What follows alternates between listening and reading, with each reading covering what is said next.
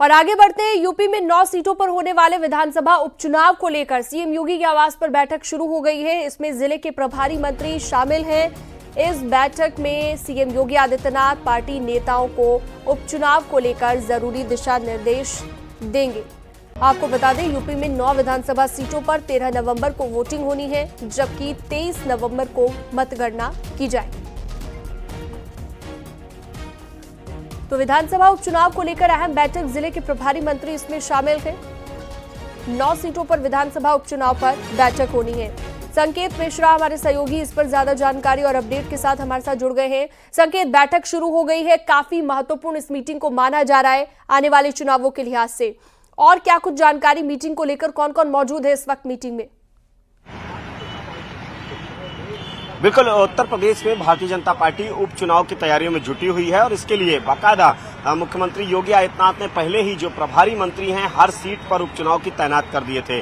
और ये प्रभारी मंत्री वहां के स्थानीय फीडबैक है, वहां का जातीय समीकरण, क्षेत्रीय समीकरण और स्थानीय फीडबैक को से संबंधित तमाम रिपोर्ट उन्होंने तैयार की थी और लगातार दौरे वहां पर प्रभारी मंत्रियों के थे। खुद मुख्यमंत्री योगी आदित्यनाथ ने उत्तर प्रदेश के उपचुनाव की सभी सीटों पर ताबड़तोड़ दौरे किए, 5000 करोड़ से ज्यादा परियोजनाओं की भी सौगात दी। और इस समय हम सीएम आवास के बाहर हैं, आप तस्वीरों में देख सकते हैं मंत्रियों के ये वाहन हैं और मंत्री पहुंच चुके हैं सीएम आवास पर।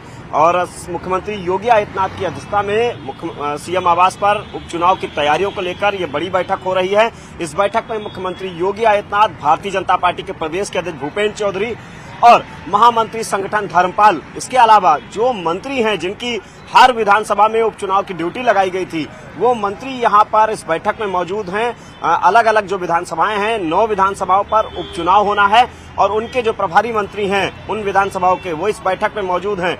डिप्टी सीएम भी मौजूद हैं इस बैठक में और इस पर मंथन किया जा रहा है कि आखिर किस रणनीति से चुनावी मैदान में उतरना है, विपक्ष की किस तरह से काट करनी है और किस तरह से विपक्ष को चित करना है। इसको लेकर इस बैठक में मंथन किया जा रहा है। आज इस बैठक में यह भी तय होगा कि आखिर जो सीटें हैं उपचुनाव की, वहां पर बड़े नेताओं के दौरे किस तरह से प्रस्तावित कराएं, जातीय आधार पर, क्षेत्रीय आधार पर किन नेताओं को वहां पर प्रवास उनके लगाए जाएं, जिससे कि माहौल भारतीय जनता पार्टी के पक्ष में बन सके। बीजेपी की ये कोशिश है, जिस तरीके से लोकसभा चुनाव में भारतीय जनता पार्टी को उत्तर प्रदेश में जो उम्मीद थी उस तरीके से नतीजे नहीं मिले, ऐसे में भारतीय जनता पार्टी ये फूंक फूंक कदम रख रही है। उपचुनाव है, उपचुनाव को भारतीय जनता पार्टी 9 सीटों को जीतने के लिए पूरी तरीके से जुटी हुई है। इसके लिए संगठन से लेकर सरकार तक के मंत्रियों का वहां पर लगातार दौरे हो रहे हैं और जो संगठन के पदाधिकारी हैं उनकी भी ड्यूटी लगाई गई है। बूथ स्तर पर भारतीय जनता पार्टी ने चौतरफा रणनीति बनाई है कि घेरा जाए विपक्ष को।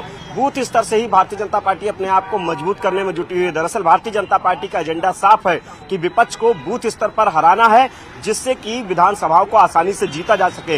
इसके लिए भारतीय जनता पार्टी ने तमाम तरह से रणनीति सेट की। आज मुख्यमंत्री योगी आदित्यनाथ इस पर मंथन कर रहे हैं। मुख्यमंत्री योगी आदित्यनाथ की अध्यक्षता में सीएम आवास पर ये बड़ी बैठक हो रही है। उपचुनाव से संबंधित ये बैठक है, जिसमें बैठक में तमाम जो मुद्दे हैं, चाहे वो नेताओं के प्रवास से जुड़े मुद्दे हों या फिर उपचुनाव की रणनीति हो, उस पर बातचीत हो रही है। बहुत शुक्रिया आपका तमाम जानकारी विस्तार से देने के लिए संकेत मिश्रा।